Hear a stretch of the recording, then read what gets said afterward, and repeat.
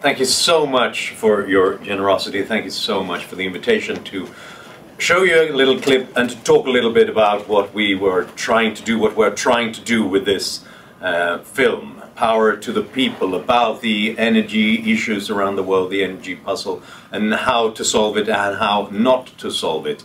I think in a way the film speaks for itself. We'll not be watching the entirety, but I think it's fitting to start off by just looking at a few of the scenes, a few of the places that we're looking at, and the kind of, to give some sort of sense of the broad ambition that we had when we were trying to look at different energy sources and different approaches to doing that. So we'll watch that now, and then I'll be back on stage and to talk a little bit about my and our perspective on these issues before we go to the Q&A.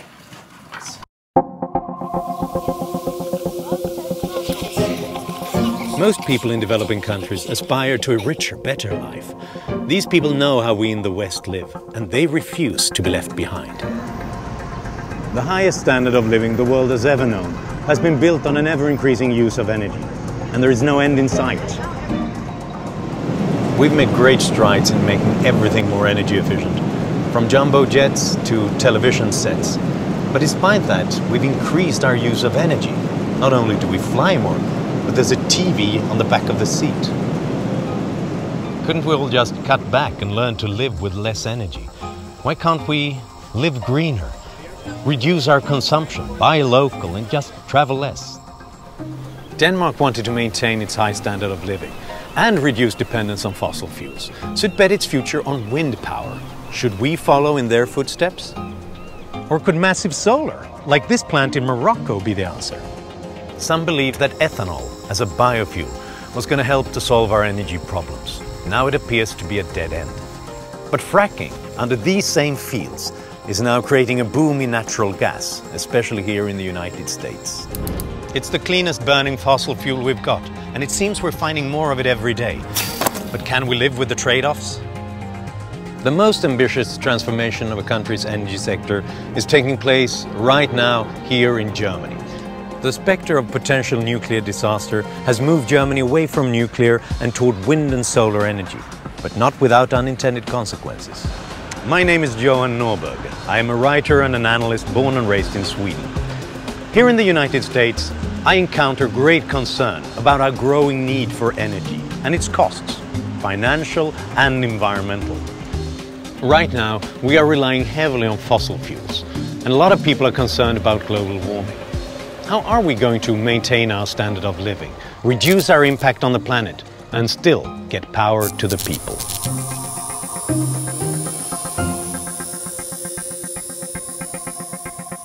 Life in this small German town was good, until a fateful government decision changed things forever. This is the beautiful historic town of Atterwasch. It lies in eastern Germany, close to the border with Poland. It's a small town with some 250 people. Atterwasch ist deshalb so schön, weil es hier viel Grün gibt, viele Naturparks. Es jede Menge Wälder, Wiesen und Äcker, und es ist für mich die schönste Heimat, die es gibt. Christian Hauschka has lived in Atterwasch since he was 7, when the village was still part of East Germany. Eine Frau und 2 Kinder. Die Kinder sind 2 Jungs, 2 und 5 Jahre alt. Und sie werden hier in Atterwasch groß, und ich möchte, dass sie auch hier alt werden können. Father Matthias Behrendt is the pastor at the Lutheran Church, which was originally built in the 1200s. Viele Familien hier können ihren Familienbesitz zurückverfolgen über Jahrhunderte, dass also die Eltern und Großeltern und Voreltern schon auf diesen Höfen gelebt haben. Ich bin hier geboren, ich bin hier aufgewachsen. Ulrich Schulz owns the largest farm in the village. He has almost 500 head of cattle. Wir leben hier und haben seit jeher unseren Lebensunterhalt mit der Landwirtschaft. Atterwasch hat einen sehr engen dörflichen Zusammenhalt. Das heißt, die Nachbarn unterstützen sich gegenseitig, besuchen sich, sind gegenseitig Taufpaten und befreundet. Ein sehr nettes Wohnklima. but to the dismay of the local residents, this town will be torn down. Why? Well, that's a complicated story, and it begins in the capital of Germany, Berlin.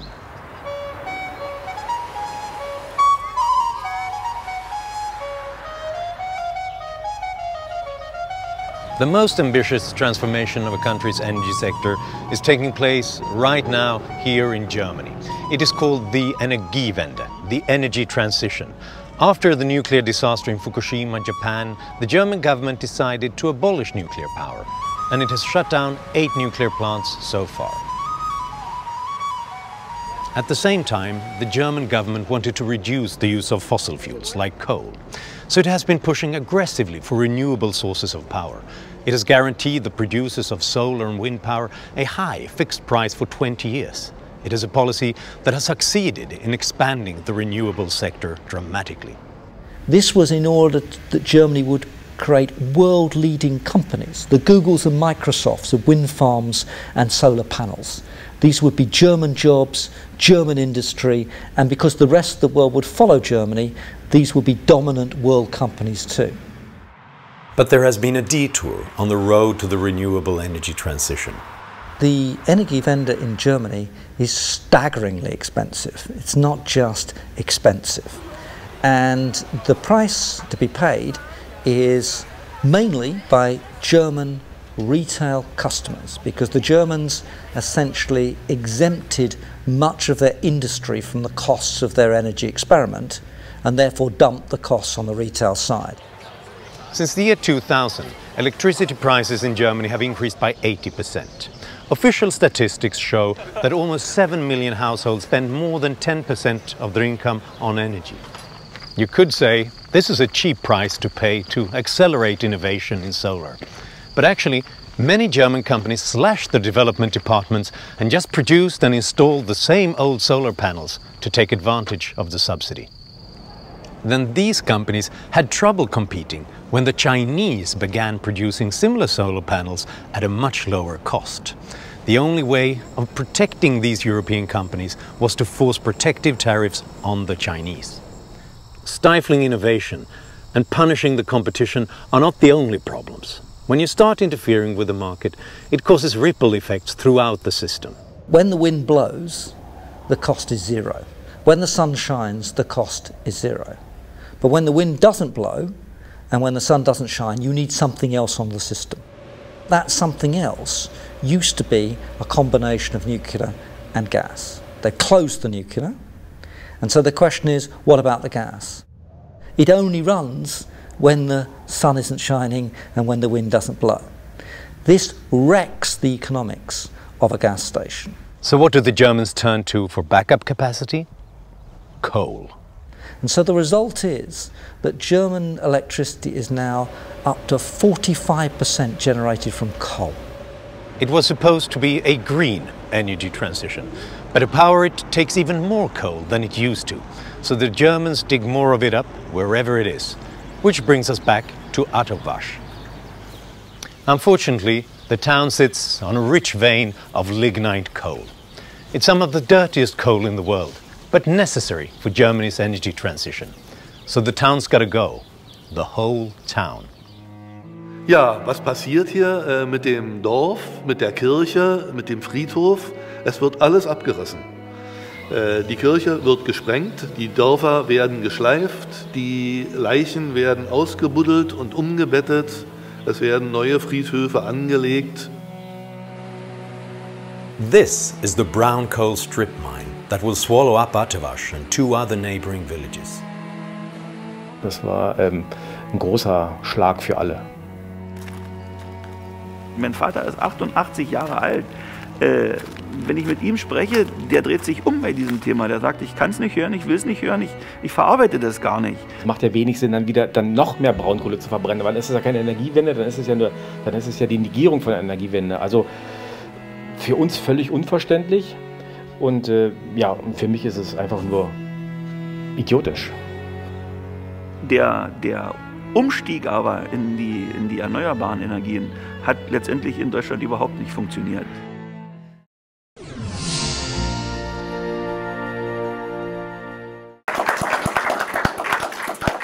Thank you very much. There you see how we try to create a narrative and look at different examples that in various ways illustrates the basic perspective that we have on these issues and on these matters. So then please allow me for a brief while to talk about that basic perspective, which is, after all, the thing we are trying to get across. The first thing that we want to explain to the audience is that modern energy sources are not just something that's convenient and comfortable and so on. It's the edifice of modern civilization. It's something that we need, and we need more of it. We are going to need more of it. We can't take it for granted. Around the world, people do not take it for granted. The biggest power blackout that the world has ever seen took place on July 31st in 2012 in India, which it took 32 gigawatts of generating capacity offline, and 620 million people were affected by this blackout. I visited New Delhi a while afterwards and asked them, what was it like? Tell us about this enormous power cut. And they said, what blackout? What do you mean? Because, and they had no idea what I was referring to, because so unreliable or non-existent are the energy sources and the supply of electricity in India, so that they didn't take it for granted that it was there, so they hardly missed it when it was gone. And that's something that we must remember. What an amazing fact of modern civilization it is, that at the flick of a switch we get the light, we get the heat or the cold that we need the moment when we need it. We take it for granted. A Swedish woman was recently asked by a newspaper, "Are you afraid of power cuts?" And she said, "Oh, no, personally I'm not that electricity dependent, since I live and work in the city." So she thought this is something that goes on in rural areas. They really need electricity, whereas here it's always comfortable, so I don't care about that. We take it for granted, but we really shouldn't. Because having access to modern power sources means that we have access to more power than we do physically and personally, which makes all the difference. And just to illustrate this, one example, Hans Rosling, who is a professor of international health in Sweden, he recently gave a lecture when he talked about a memory from his life. When he was 4 years old, his family, his mother got the first washing machine. And he was 4 years old at the time. He saw his mother load a washing machine for the first time in her life. And now I quote, "That was a great day for my mother. My mother and father had been saving money for years to be able to buy that machine. And the first day it was going to be used, even Grandma was invited to see the machine. And Grandma was even more excited. Throughout her life she had been heating water with firewood, and she had hand-washed laundry for 7 children. And now she was going to watch electricity do that work." So she basically sat down by the machine watching it for 2 hours. And my mother explained the magic with this machine. She said, "Now, Hans, we have loaded the laundry. The machine will make the work. And now we can go to the library, because this is the magic. You load the laundry, and what do you get out of the machine? You get books out of the machine, children's books, and education. And Mother got time to read for me. And she also got books for herself. So she managed to study English and learn that as a foreign language, and she read so many novels. And what we said, my mother and me, was, thank you industrialization, thank you steel mill, thank you power station, and thank you chemical processing industry that gave us time to read books." End of quote. That's what power and modern energy sources are all about. And you really do notice when it's not there. We open up the movie by looking at 2 different cities, 2 different villages in Morocco, in the Atlas Mountains in Morocco, close to the Saharan desert. And we start off in a poor small village which is called Izidan Istar, where I meet a delightful family with many kids and grandkids, a family with high status in the village. They live their life close to one another and close to nature, and from a distance it looks like a good life. But when I asked the father, he gave a list of things that he missed and that made his life unbearably hard. A water pump, so that they could take a shower once in a while to get the desert sand out of their clothes and eyes and bodies, and to irrigate the crops and get the agriculture to work. A refrigerator, so that they could store the food. Electric lights, so that kids could read and do their homework in the evening. A phone, and being able to charge a phone so that they could keep in touch with the rest of the world, especially his oldest son, who had left for university. All those demands could all be summarized in one wish, for the electric cables to finally make it all the way to their village. That would make all the difference. Around the world, some 1.2 billion people lack access to modern energy sources. And 2.8 billion people warm their house and cook their food on an open fire, with an open fire, which creates respiratory diseases, lung conditions that kill 500,000 people annually in Africa alone. Half of them children. Lacking access to electricity is a matter of life and death. Electricity makes hospitals function, powers agriculture, machines, the economy, communication and transport. And the difference modern energy sources make to well-being can be traced in the data, in the statistics. Electrified villages in Bangladesh have a 35% lower child mortality rate than non-electrified ones, even if they are on the same level when it comes to the economy and similar diseases and so on. A World Bank simulation based on parts of India on and off the grid shows that when electricity is introduced, the lives of 7.7 children per 1,000 born are saved, which means that almost 8,000 children die per million born because of a lack of electricity. We should keep that in mind, because so often we almost have a discussion which seems to say that this is just a modern luxury. This is just because we're spoiled that we use this much energy. But it's really about civilization and life rather than death. Not far from Izmir Istar is the city of Tamayust, where they have light in the bathroom, refrigerators, they cook meal on a gas stove, they have cell phones, they have computers, and they were recently electrified. And the village imam, Abderrahmana Ait Ibrahim, he's told me that electricity has not just improved the economy, it has resulted in more happiness. And I quote, "When we got electricity, it was like a big party in the village. People were happy with lights in the house. They were happy to watch television. They were happy with street lights, to have refrigerators and appliances. Electricity brought everyone in the village much happiness." End of quote. It will be costly to get power to those around the world that lack electricity. It will be costly financially, and it is also costly for the environment. But we have to ask ourselves, doesn't the world's poor deserve the same kind of life-changing benefits that the power brought to the developed world? And in the end, it doesn't really matter what we think, because they are getting it, whatever we think about it. They are going to seek lives with our levels of abundant energy, and it is happening right now, because they face different trade-offs than we can think of. Because they face the basic choices. Even, we talked about in the movie how a coal plant is, of course, it's bad for the environment, it's bad for your lungs, but compared to what? If you compare it to burning dung indoors to cook your food, then it's a life savior. So those trade-offs must be done locally based on the trade-offs and the choices that people are facing every day, because it's not a simple choice. Well, in a way it is a simple choice for them, because it's about the lives for their kids in the future. So we are going to need more energy sources, better energy sources in the future. There are costs and benefits, pros and cons with each and every one of them. But we can't afford to forgo any of them, because the choices are so stark and so important.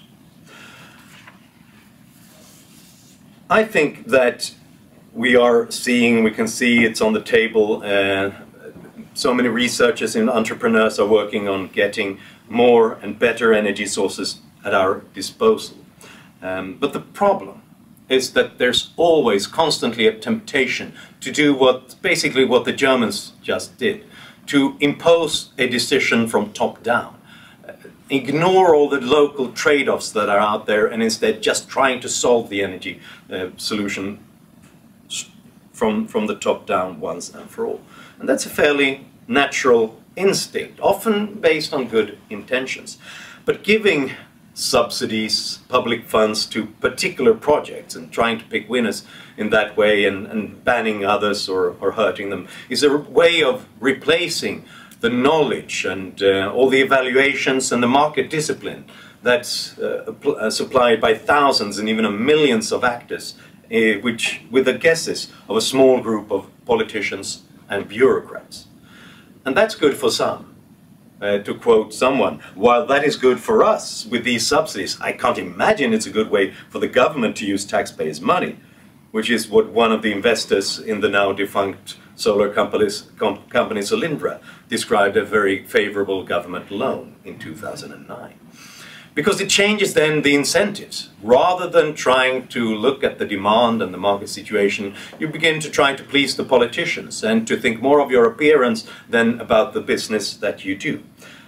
Famously, before President Obama's visit to Solyndra in May 2010, the administration asked an executive to lose the suit, because that wouldn't give us a good photo opportunity. Another one to wear a hard hat and white smock and the workers' address, so that they created the construction worker feel. Must look like American jobs here. Trying to pick winners in that way has often stuck us with the wrong solutions at the cost of alternative solutions that could have worked much better.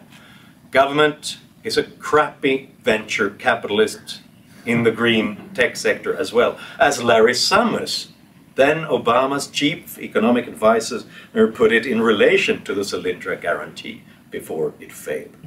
The history of modern energy policy is littered with those kinds of failures, with trying to impose solutions from the top down. And we are looking at different solutions like that in the movie and in the accompanying book, Power to the People, which you can find at Amazon as well. And we're trying to go a long way back and to see how the same pattern always repeats itself. There's always a president or a chancellor saying that, look, now we know what the solution is. Now we'll create this future. We only need a little bit of help, a little bit of money, and then things will happen. And then they have started to replace that market discipline, that trial and error, step-by-step process, which is the market, with decisions from the top. We saw that with nuclear power when it began.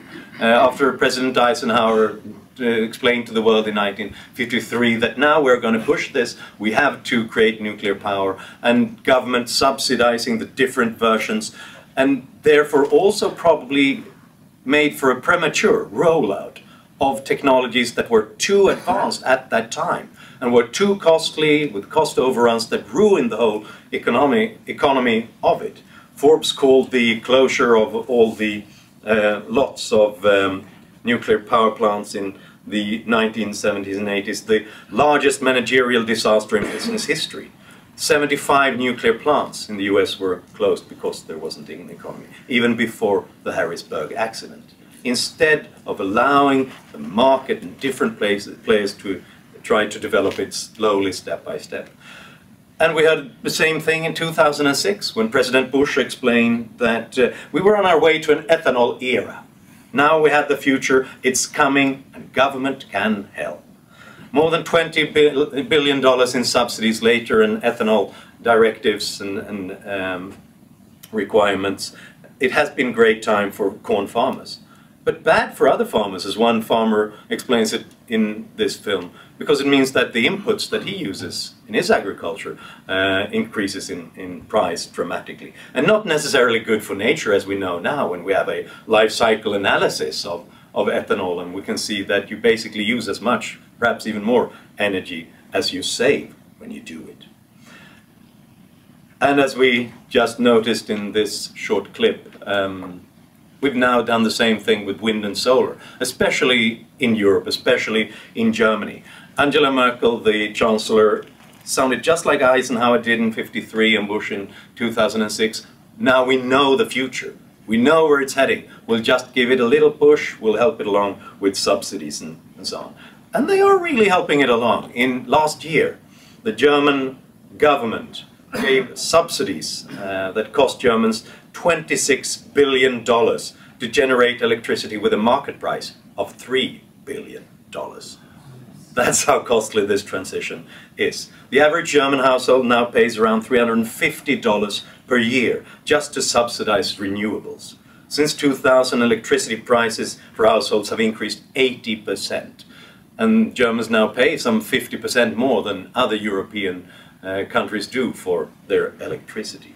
Electricity is becoming a luxury good in Germany, as Der Spiegel recently declared. And as we just heard, it didn't even result in the national champions, the strong companies that would then show the rest of the world what they were supposed to do. And it wasn't even a cheap price to pay for saving the world, because we now know how inefficient some of these resources are. When you look at wind power and try to compare it to other forms of energy, you would have to build 140 very large wind turbines every day just to match the annual increase in China's carbon dioxide emissions from coal. And if we were to compensate for all of their coal and all of the coal around the world, well, then we would basically run out of all the money to build those turbines, as well as the land and shallow seabeds on which they are built. And as Dieter Helm, the energy expert, put it in this piece, another problem is that the sun doesn't always shine, the wind doesn't always blow. And then you need the backup capacity. And if you've wrecked the economy of natural gas, and if you ban nuclear power, you have to turn to coal. So they fire up their old coal plants again. So it's incredibly costly, it didn't result in national champions, and unlike the US and other European countries, Germany is actually increasing its CO2 emissions. This is the mother of all unintended consequences. And it really should be a classic in the disaster when you're trying to centrally control the energy sector and trying to pick the winners and trying to pick the losers. Unfortunately, the fact that they fail again and again doesn't really stop them from trying again. So what is the alternative? What should we do instead, rather than trying to come up with our own favorites and subsidizing them? Well, we know this from economics and from all the great thinkers in our tradition. It is not to rely on the ideas and visions of a small select group of politicians and bureaucrats, but rather on the millions of scientists, of entrepreneurs, of consumers, who are constantly providing us with more information and new ideas. It's the ecosystem of the market, which is really a process of discovery, where we don't know where the next breakthrough will come, but we know that as many as possible are exploring those possibilities. And fracking, hydraulic fracturing, is such a fascinating example of that process. George Mitchell, the son of a poor immigrant who tended goats in Greece, thought that there must be some way of opening the shale and getting access to the resources in there. And for years, for decades, he tried to bore holes in the great shale between Dallas and Fort Worth and came up with nothing. And people began to think that he was crazy. Well, he proved them wrong and became an incredibly wealthy man, which is also a powerful incentive to do crazy things. But this is not just a story of a brilliant entrepreneur. This is not just a story of this crazy guy who changes the world in a brilliant way. It's also a story of the ecosystem, which is the market. Just look at the generations of innovation and entrepreneurship on which Mitchell's discovery depended. The slick water mixture that was used by Union Pacific Resources in East Texas before Mitchell used it. Hydraulic fracturing was pioneered in the 1940s by Standard Oil and Gas Corporation, and Halliburton created the first commercial wells. Horizontal drilling has a similarly complex background, dependent on a long series of inventions in so many different areas since the 1930s. It's a story of modified gyroscopic compasses, landing survey tools, rotary steerable systems, and before the use of whole motors and precision tools to measure inclination, horizontal drillers would still have to stop constantly to make new surveys, rather than just keep on going. When George Mitchell started drilling, he could also make everyday use of an entire ecosystem of different industries that invested commercially in equipment, in collection and storage facilities, building rigs, drilling wells, construction pipelines, and supplying the energy it took to connect the sources to the markets. It also took an experienced workforce and deep capital market to finance it, and it was also essential that it all happened on private property, that individuals owned the mineral rights and had the right to lease it to others. Instead of just taking their land from them and tearing the places down, they were incentivized to let people work there, to explore there, and work on their land, rather than trying to block the process at every stage. The United States has some more than 6,000 independent oil and gas companies and lots of associated service companies that are constantly competing with one another to come up with better solutions and serve their partners and customers even better. That's an amazing ecosystem that constantly evolves in response to new breakthroughs, because everybody has an incentive to use the latest and the best technologies. This is completely lacking when the government is trying to create a transition top-down. Then they can't take for granted that there will be a market for all the surrounding services, that people will on their own develop everything that they need apart from that, out of their own self-interest. The government has to plan for all of that to happen as well. And that's why centralized planned economies always fail in the energy market as well. Fracking is also, of course, a morality tale, since its natural gas is clean and it emits much less carbon dioxide than coal, etc. And because of that development, speaking of unintended consequences, in 2012 the United States became the first major industrialized economy to meet the United Nations' original Kyoto Protocol for CO2 reductions, even though the US never ratified it and wasn't bound by it. Whereas Germany pushed for it and spent heavily to do it, failed to comply. So it seems to me, to sum up my perspective, that the world needs fewer top-down planners and more crazy dreamers like George Mitchell. People are venturing out into strange new territory and exploring those ideas. We need more people who experiment with new technologies and solutions, and if they stray far off the consensus, that's only to be welcomed, because it means that we investigate more possibilities and get knowledge that others are not looking for. It could be the next generation of nuclear power. It could be new, better material for solar or cleaner coal. It could be solar power in space. It could be artificial photosynthesis.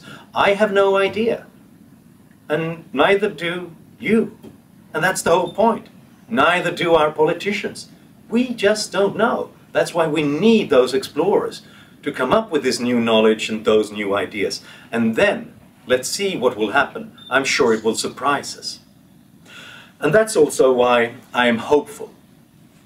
As the spread of electricity makes more people connected, more people learn about what is going on, and they get the tools to participate as well. Almost 3 billion people around the world now have access to the internet, and 2 billion people have access to it in their pockets. With just one Google search, they use more computing power than the whole Apollo moon landing project used in the 11-year mission to put a man on the moon. The Chinese bought 100 million smartphones in just the last 3 months. A population that was totally disconnected from the world economy and world knowledge. Well, they just bought 100 million devices that gives them access to the world's knowledge. And this month, a 12-year-old girl in a small Moroccan village got access to electricity for the first time in her life. And she takes her first steps online. And she's about to enter a global world. She has access to the sum of mankind's knowledge and can add her own ingenuity to it. People and their brains are the ultimate resource that Julian Simon always reminded us of. Our challenges are huge, but we also have more eyeballs looking at our problems than ever before. And more brains than ever are trying to come up with innovative solutions. So my conclusion is that the problem that so many people talk about, the problem that the environmental movement and many of our politicians talk about, energy, more use of energy, that problem, our thirst for energy, is also the solution to the problem, because that gives us all those eyeballs, gives us all those brains, and gives hope to that 12-year-old in Morocco. And that gives us hope, because she will then look at our problems in a new light and come up with new solutions. That's what Power to the People is all about. Thank you.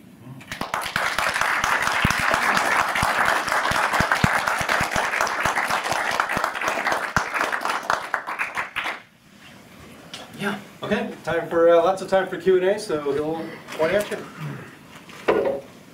About Germany, how did a tsunami in Fukushima, Japan, convince the Germans to shut down their nuke plants? As I understand it, the German nuke plants aren't on the North Sea. Even if they were, they're not going to be hit by tidal waves. Yeah. So was that really the trigger?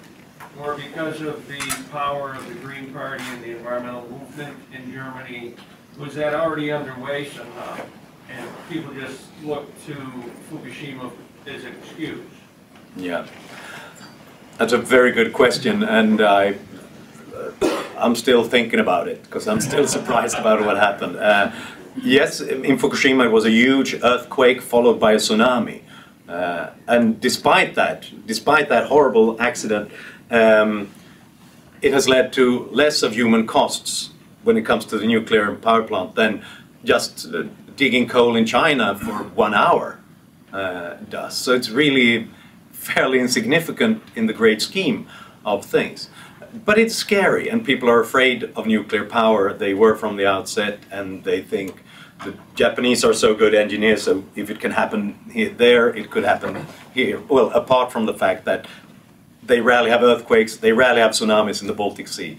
But these things take on a psychology of its own when people start to think of it. Nuclear power has always been controversial in Germany. A strong environmental movement, and they actually decided, the former red-green government, to begin to abandon nuclear power. What happened was that when Merkel and the Christian Democrats with the free market liberals in Germany got power, they had the intention to start, well, to basically abandoning the plans to abandon nuclear power. That was the first thing that happened. They wanted to continue. But then Merkel, who is an impressive politician, but a fairly unprincipled one, began to notice that the attitude shifted completely after Fukushima. Then the German population was suddenly very much in favor of the old plans of ditching nuclear power. And what happened was that they had 3 state elections that were fairly important for the Christian Democrats. And she needed some sort of game changer to take control, seize the initiative. And then she basically just said, okay, let's phase out nuclear power. Which tells you about with how little wisdom the world is run sometimes when you make those decisions. No, really, because sometimes people talk about the chaos of the market and it's all down to the whims of different businesses and so on. Yeah, but what happens when a few people, a few politicians are in control of an entire country's energy system and they are running a little low in the polls? I think that's a morality tale that we need to think of. So, in other words, a combination of all those things. They were scared about nuclear power, not the politicians, not that they thought anything could happen, not that they think that we would certainly have tsunamis in the Baltic Sea, but they were afraid of the fear in the electorate, and then they adapted to that, and that's not the... Is it lignite coal a dirtier kind of coal? Yes, it is, and it's actually pretty nasty in many ways. And it's bad for your lungs, it's bad for the air, it's bad for the city environment and everything. And a bit more than half of the coal that's used in Germany is lignite coal. Because it's cheaper and it's easy to get access to if you can move people around. this is what the Eastern Germany did when it was under a communist dictatorship. They did this all the time. And that's one of the reasons why it was so heavily polluted. Whereas Western Germany had more, well, nuclear power, natural gas, things like that, and they got on with it fairly well until the government thought that let's have this green transition and make it all more environmentally friendly. Robert? Kind of ironic we hear about all these problems in France, their economic problems, but is it my understanding that they built quite a few very fairly efficient nuclear power plants that are not too expensive to build? Is that true? I think they did. They invested heavily in nuclear power in the 1970s, basically, more than any other country. And I don't have the exact numbers, but something like 70% of the electricity they generate come from nuclear in France, and of course that helps them out in many ways. By the way, Sweden is also a case in point. Almost 50% of electricity in Sweden comes from nuclear power, and almost the rest come from hydropower. So when Swedes say that, look, we're so environmentally friendly and we don't have much carbon dioxide, it's because we built all those dams and we built nuclear power. But France really did, and they did that also in, I would say, without being an expert in what the French did, in a fairly premature rollout and very government initiative. What they saw and thought was that they knew where the price on fossil fuels were going, and they thought, look, it's only increasing, and they made the same mistake as everybody else. They thought, okay, in that case that will just continue, and then we'll make something else happen that we think is more efficient. What happened was that the price came down, so nuclear power was inefficient and wasn't economical in France for a very long period. But then after a while, you've done those investments and the price of fossil fuels began to increase again. Then it was quite, afterwards it seemed quite a rational thing to do. And with some cost on the cap and trade market and so on, France was suddenly in a fairly good position then with that nuclear power. And they're keeping it. They're not that... No, exactly. The politicians are a bit more... let's say they often stick to what they've done, whether it's good or bad. Whereas Merkel sort of runs indifferent. I have a question maybe born out of ignorance. It's, is there a European-wide market for energy? In other words, we hear all about, France's famous nuclear power plants. Do they ship energy? I mean, are they an energy exporter to places like Germany or Liechtenstein? Or I guess they don't have their own nuclear power plants, but you think about these countries having their own systems, and you think in your head, well, it must be closed. But what is the market across all of Europe like? Well, the horrible truth is that Germany doesn't even have an internal domestic energy market, but it's broken up in different sectors. And one of the reasons for that is simply a lack of the infrastructure to make it happen. Because it used to be centralized government-controlled systems, and they didn't usually ship it over unless they did it in a particular region across the border. And that happens in some ways, and France is doing just that. But we have a problem there because those who are on the side of deregulation in Europe, and that's often the Northern Europe, wants to have an energy market where you just trade freely across the borders. They're often stopped by Southern Europe who thinks that, who use these arguments that it's too costly to build those connections and things like that, which is of course something they do domestically, constantly, all the time. So it's more of a way of blocking that market. It is getting there, and according to the EU treaties, we have a common market when it comes to energy as well. There should be a free market. We should be able to buy and sell across the borders, but it's not really happening. There are a lot of bottlenecks in that sector. Leo again? What is the state of fracking in Europe?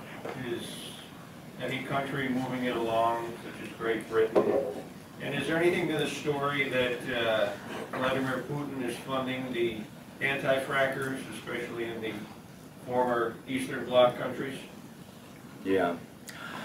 The situation is pretty bad when it comes to fracking in Europe. The environmental movement is very strong, and basically wherever the green movement has a very strong position, they block everything, whatever it is, even if it's better, even if, I mean, they even block their own windmills, generators, because, well, they're also ugly and they kill birds. And yeah, they do. So it's, the more power they have, they block. Because basically the truth is that they hate any way of generating electricity which isn't pure magic. If it has any kind of effect on the nature or on animals, they don't like it. And they really hate fracking. Well, it's the same discussion as you have in the United States, but it's more, they dislike it even more.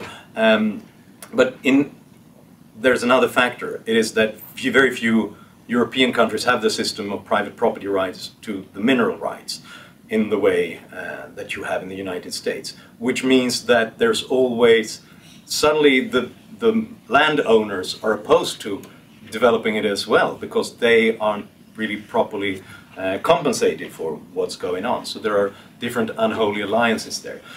The situation is different in various countries. I think there's an outright ban in France. Germany has something similar, whereas Britain has a regulation in place which is opening up for it, but it's more regulated, it's more difficult than in other places. In Sweden we could go on, but we still have problems with mineral rights and so on. It doesn't really take off in the way it has done in the United States, which is one of the reasons why our natural gas costs are much, much higher in Europe than they are here. I think it's more than twice that cost. But there are some countries who understand that this would be a lifesaver. And speaking of Vladimir Putin, there's a strong interest in countries like Poland, for example, to develop their own energy sources. And that's what I would do if you rely on Russia for all your natural gas, with the situation you're in then. So it is bound to happen in a few places, and when that begins to happen, I'm sure it will begin to take off, but will be a much slower process. Is there any truth to the story about Putin funding these green groups? I'm sure it's true. Without the slightest hesitation, they're doing that. They have a long story of funding people, groups and parties in Europe, which somehow helps their interests along. And we know for a fact that Russia has helped out various far-right and far-left parties. For example, the French Front National, the anti-immigrant party, just got a huge loan from a Russian bank owned by one of Putin's closest friends, because they have different ideas, trying to break apart free trade in Europe and things like that, and not being very open to things like an open energy market and things like that. That would help, which would help Putin and his interests along. And I'm sure we have that when it comes to the green movement. There have been stories about it as well. Few smoking guns, but many of them are surprisingly well funded. Robert? This is a bit off the subject. I read your book, Financial Fiasco, some years ago, and I really enjoyed it. I thought it was interesting at the time that somebody from Sweden would want to write a book about the American housing crisis. Yeah. And I know, of course, it's had worldwide consequences. Looking back at it now, have you changed your perspective on what has happened? Do you have any new insights about the housing crisis, its causes and effects? Yeah. Yeah, it's a little bit arrogant trying to sort of blame the US and the American real estate market for the crisis, but what I said at that time was that we all tried to ruin the world economy in those years, but only the US was big enough to actually manage to do it. that was a story about easy money going awry, I think. I'm trying to... the price of money is the most important price in the market. If you distort that, if you make it too cheap, money will end up in the wrong places, and it ended up in real estate. And because of, and this is another wonderful morality tale, I think, when we now discuss how are we going to deal with the crisis, and many people want to implement specific regulations and stuff. Why did that happen? Well, we had that much easy money because we tried to solve the previous crisis of 2001, the recession, 2002, 2003. So let's just lower interest rates and supply everybody with crazy liquidity. And it ended up in particular places for particular reasons. Because in previous eras of economic turbulence, the regulators have said things like, look, it's too dangerous with people just doing their own due diligence and funding and financing companies or real estate. We need some sort of formal structure to really give an official seal of approval. This is dangerous, this is not. And that's why they built the whole ratings institute structure that would make sure, and some funds were bound by law to abide by them. So that will help us not to have another crisis. But of course, the only thing that happens is that you guide everybody into the same things. So the best regulators and the best ratings institutes all said, oh, it's very dangerous to lend money to businesses. Then you're going to need lots of capital requirement. It'll be expensive. But real estate, that has never failed in the long run. So that's incredibly cheap. You can just go ahead. It was incredibly lucrative. So that and all those exotic securities bound to it was something that everybody flocked into for actually regulatory reasons. Regulatory reasons made that so lucrative. And then the whole thing came tumbling down, and where are we now? Well, we are trying to solve the last crisis. We are trying to fight the last war with even more easy money this time around. And I think that's, that hasn't changed. That's still what I think we are in, a huge experiment with easy money. People say that there's no inflation, so let's just keep money flowing. In Sweden we have negative interest rates now, so let's just keep doing it. But hey, money always ends up somewhere, and it has ended up somewhere, in the stock market and in real estate again. So we're back. We even have higher real estate prices now, and housing prices in Sweden and so many countries than we had before the crisis. And it entered so many emerging markets as well. They're in their own small crisis now because these money that flowed out from the central banks of the Western world, they all entered emerging markets, and now they're facing it. It's difficult there. Where will that end up? I don't know, but I think it's a little bit scary. Of course, when you don't use the explosion of liquidity, when it just ends up on the balance sheets of banks and so on, and no one does anything, we hardly see any big consequences. But the moment they start to use it, it's something must give. I don't know what yet. I'd like to ask about the interaction between top-down and popular support. If you look at, say, Obamacare, a top-down solution that has very little popular support. And when that death spiral comes, it'll be probably much easier to deal with because the popular support's not locked into the ideas there. From what you've described in Germany, you've got a top-down solution, but with popular support for those kinds of things. When the death spiral happens in energy, what's going to happen? Because you've got all those, the popular support is committed to the same kinds of solutions that have been tried top-down. Yeah, that's a very interesting question, and you're true, they rode on a wave of popularity because they were going to solve three problems at once. We get rid of nuclear power, which is scary. It will be a green transition, so we're saving the planet. We'll get the best companies, we'll have the Googles of green tech, and we'll also deal with energy security because we'll have a huge supply of electricity back home. And So and they were being told that this won't cost you nothing. This will make you rich. Keep your doctor. Yeah, yeah, exactly. So this won't cost you, the average household, more than an ice cream, was what the energy minister at the time said. Now it's $350 per household, so it's an expensive ice cream in that case. The result of that, having failed in all three accounts, less green, failed companies, and less energy security, basically, means that it is much less popular today than it was. And the German politicians are dealing with that right now. What they're trying to do with this, they now have a Christian Democratic, Social Democratic coalition, and they are trying to scale this back because they've realized that we are ruining our economy, we won't be competitive, and it's not that popular anymore.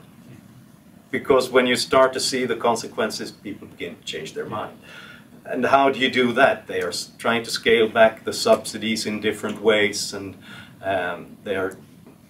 but it's difficult, and they've already had so much capacity in wind and solar, which is basically doesn't cost you anything when the situation is the best. So it's very difficult to get any other investments into the sector right now. So what it might result in is, and I'm now guessing, that they will try to roll back the subsidy program, basically because they don't have that much money. It will hurt a lot of those old companies even more, of course. Many of the things that they took for granted will turn out not to be exactly what the politicians promised. And they will fail, and it will be a long way back to try to create new investments in that sector. And when you change the rules of the game at that rapid pace, who wants to be involved in the long run? So they have ruined it for themselves for a long time, but I think they can at least scale back lots of the subsidies there. I'm curious about the status of Otterwasch, is it? The Yeah. village? It's on a death watch. Yeah. What's the condition there now? And also, what was the political platform that allowed this to happen, and what was the discourse about it? Yeah. I'm a little bit ashamed because it's actually a Swedish energy company that's steering this village down, government owned, which is, there we have some sort of open market at least. So a Swedish government owned energy company can invest in coal in Germany and tear down those villages. And actually the people of Otterwasch send a regular Christmas card every year to all Swedish members of parliament and to the king, saying that we were hoping that you will get a wonderful new year in your homes with your families, and we wish we could have the same thing. But what happens there is that it's a long-term process, which actually makes it even worse in a way, because they live in a state of unsecurity. They don't know what's going to happen next. Well, the politicians have said that we will tear the village down and to get to the lignite coal, but the coal, the strip mine, hasn't gone that far. They have no need for it so far. They have still much else to take care of. But it's bound to happen at some point or another. Meanwhile, they're trying to raise an opinion against it, but I'm not sure. They just gave the go-ahead to tear down 3 other villages close by, so it might happen at any point, probably there. The political platform. Well, it's actually, it sounds weird and sounds bad, and if you have lots of respect for private property, you think it's kind of awful what's going on, but it's in a way fairly uncontroversial in Germany, because it's the energy sector is deemed a national security interest. It's basically the most important thing you can have, and in that case, just confiscating private property to handle that is a no-brainer in a way. Locally, regionally, they hate it, but the others say that, yeah, but it will create a lot of jobs and a lot of energy, so why not? Jim. As I look at the energy picture here in Illinois, several things strike me in relations to your narrative of what's happening in Europe. Half of the energy, electricity consumed in Illinois, or 47%, pretty close to half, is nuclear power. In the Chicago area, during the wintertime, it's 100% nuclear power. So if you were to do away with nuclear power, we'd have to turn off all the lights here, and we couldn't go on. The utility is now asking for a state subsidy, otherwise they're going to shut down 2 power plants. 3 power plants, okay. Sorry, Jim. Go ahead. That's all right. It's good to have somebody who knows the numbers. It would seem to me that in the background where we have a lot of fracking going on in North Dakota, and we have the potential for other power sources coming from the tar sands in Canada. And they come by rail through Chicago. Essentially, Chicago has something like 70% of the energy consumption transported by rail comes through Chicago. Are we headed down the same road, do you think, given that we have a very active green contingent in Illinois, and also we have a political system that does payoffs under the table as a matter of course? Do you think that we're headed for disaster, the same disaster that you're described? It's a very interesting question, and I'd be interested in hearing your opinion on this. You're really the experts on Illinois and the Chicago situation. I couldn't dare to be so bold as to venture a guess. I would just say that from the outside, when I'm looking at the American situation generally, I think there's much more hope that you'd be able to deal with this, because it seems to be so much in the tradition of the American way of doing things that you have a respect for basically the local trade-offs, the private initiative and private property in another way. We have a tradition in Europe which is much more oriented towards let's make a few big decisions in every country and then let's just change everything in that direction. And then it's also easier for particular interest groups. It's easier for them to hijack the process in a way and steer the whole thing in the wrong direction. Whereas it seems to be more difficult to do that here. And you also have many important and brave institutions and think tanks and thinkers who fight against it in a way that we have fewer examples of in Sweden, so, or in Europe. So I have more hope when I visit the US than back in Europe. Now, see, that question was a setup. The answer is yes, we're doomed. I mean, we live in Illinois. We know the answer. So, nice try, though. It was a really good attempt. Appreciate that. Any questions? I have one if nobody has one.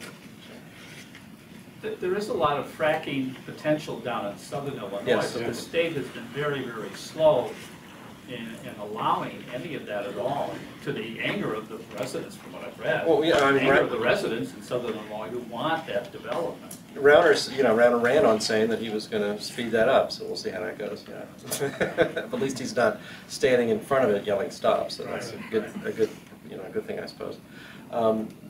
Joe, we have the United States through NGOs and our federal government, our taxpayer money, seems to be throwing a lot of money, hundreds of millions, maybe billions of dollars, to say Africa to build windmills and do also solar plants, and you'll see commercials even from energy companies in this country showing happy smiling villagers dancing around a solar panel or something, and it's like, we're really bringing this energy to them. And I see those things, I'm like, why? And I wonder, this is a lot of it is just kind of PR, and Obama's shoveling money that isn't his, and where no one's going to find it again. But do the government and the people that live in those, developing economies, especially in Africa, what happens to that stuff? Do they actually use that? Are they actually trying to build a green future as they emerge as an economy?